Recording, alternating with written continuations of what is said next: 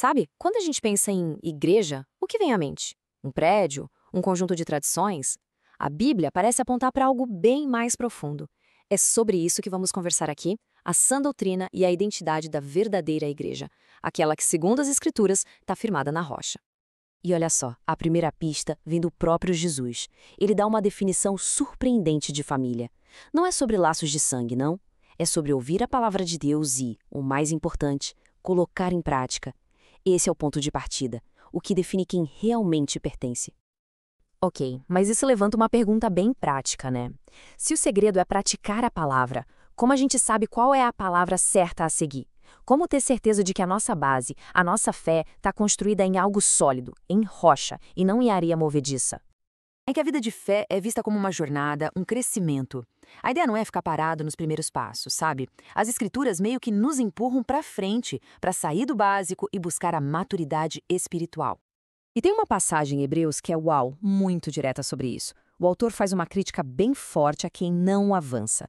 Ele compara os ensinamentos básicos a leite de bebê e diz, olha, pelo tempo que passou, muitos já deveriam estar ensinando outros, mas ainda precisam de leite porque não conseguem lidar com um alimento mais sólido.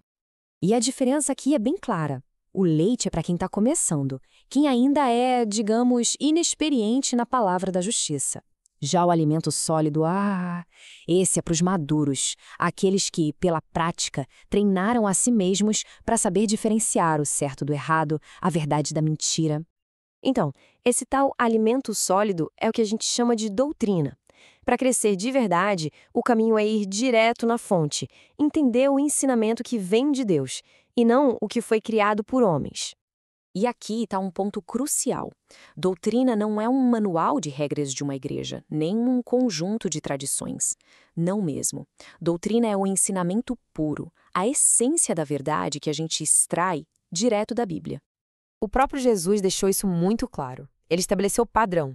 Ele disse, olha, o que eu ensino não é meu. Ele falava que a doutrina dele vinha diretamente do Pai, ou seja, a fonte de tudo é divina. E bem no centro dessa doutrina o que a gente encontra a identidade de Deus. A vida eterna, segundo esse ensinamento, depende de conhecer o Pai como o único Deus verdadeiro e Jesus Cristo, aquele que ele enviou. É aqui que muita gente se confunde, sabe? É muito fácil misturar costumes humanos com doutrina de Deus. Regrinhas sobre roupa, sobre certos comportamentos, rituais específicos de cada lugar. Isso não é a mesma coisa que os ensinamentos centrais da Bíblia, como o batismo, a natureza de Deus ou como viver uma vida de santidade. Bom, mas se existe uma doutrina correta, uma sã doutrina, é lógico que também existe o risco de se desviar dela, né? E a Bíblia alerta muito sobre esse perigo. É o que a gente chama de apostasia. Mas calma aí. É muito importante definir o que é apostasia de verdade.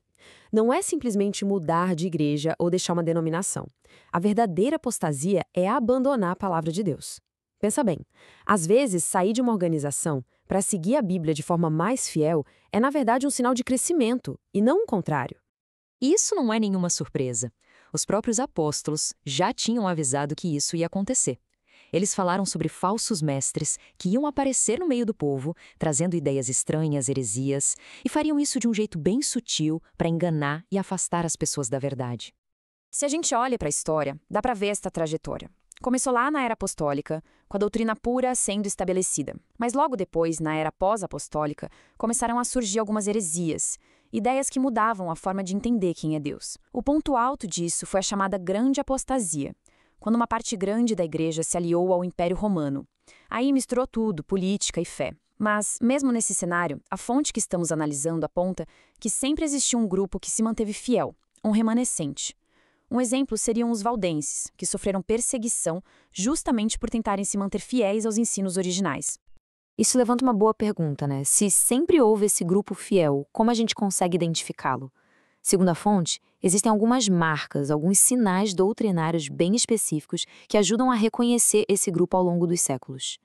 Os valdenses, por exemplo, são citados como um desses casos históricos. Eles viviam meio escondidos nos vales dos Alpes e por séculos conseguiram preservar a fé dos apóstolos. A única regra deles era a Bíblia, e eles se mantinham longe da estrutura da igreja oficial da época, que eles viam como desviada, como apóstata.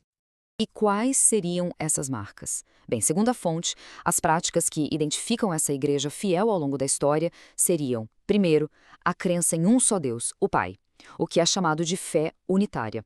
Segundo, o batismo feito no nome do Senhor Jesus Cristo. Terceiro, a observância dos mandamentos, incluindo o sábado. E, por fim, a celebração da Santa Ceia uma vez por ano, no dia 14 de Nisan, uma prática que era conhecida como quarto de semana, que seguia o modelo da Páscoa. Essa crença central, lá da igreja do começo, o apóstolo Paulo resumiu de um jeito perfeito. Ele disse: para nós há um só Deus, o Pai, e um só Senhor, Jesus Cristo. No final das contas, toda essa conversa sobre doutrina, sobre história, sobre o que é certo, o que é desvio, tudo isso se resume a uma pergunta bem pessoal e direta: em que tipo de fundamento a nossa fé está construída? Jesus mesmo, no final do Sermão do Monte, contou aquela história dos dois construtores, lembra? A casa que fica de pé quando vem a tempestade não é a de quem só ouve as palavras, é a de quem ouve e pratica. Essa é a casa que foi construída sobre a rocha, o fundamento que não se abala. E é com essa imagem que a gente encerra. Fica essa reflexão final, que não é sobre teologia ou história, mas é totalmente pessoal. A pergunta que fica no ar é: a nossa casa, a nossa construção espiritual, ela está realmente firme na rocha da palavra de Deus? Ela está pronta para aguentar a próxima tempestade?